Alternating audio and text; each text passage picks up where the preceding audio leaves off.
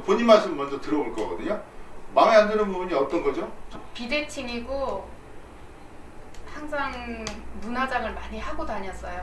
너무 그게 보이기 싫어서. 제가 좀 설명을 드리자면 지금 본인께서는 눈에 문제가 있다 그것까지는 알아요. 4번 수술 받았는데 절개 2번 하셨다고 합니다.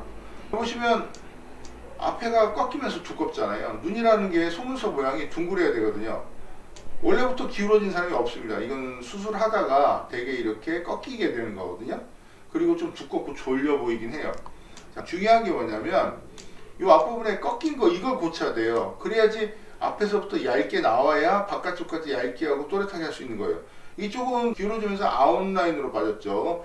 지금 이제 환자분이 말씀하시는 게 여기 하얗게 된 부분, 이 부분하고 선이 빠지는 거 이걸 얘기를 하십니다.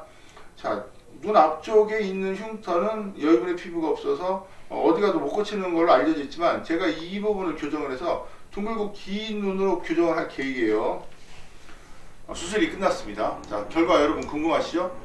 한번 본인 의견 물어볼게요. 잘 된 것 같아요? 네, 아주 잘 된 것 같아요. 어떤 부분이 잘 된 것 같아요? 대칭이 맞고 이제 나중에 가라앉으면 자연스러울 것 같아요. 핵심적인 부분을 말씀드리자면 눈 앞쪽 부분이 잘 됐어요. 이 앞쪽이 둥글고 길게 이렇게 나와야 됩니다. 원래 이쪽 눈 여기는 기울어지면서 두꺼웠거든요. 그런데 지금 보면 속으로 다 들어갔습니다. 이쪽 눈은 원래 이쪽 눈보다 작아요. 그리고 좀 함몰된 쪽이에요. 그런데 지금 보시면 거의 비슷하죠? 거의 비슷하게 맞췄습니다. 핵심이 뭐냐면 이 부분이 찌그러지지 않고 둥글게 앞쪽으로 펴져야 되는 거예요. 이쪽도 마찬가지예요. 둥글게 펴져야 흉터가 없는 인라인에서 시작하는 둥근 눈매가 되는 거예요.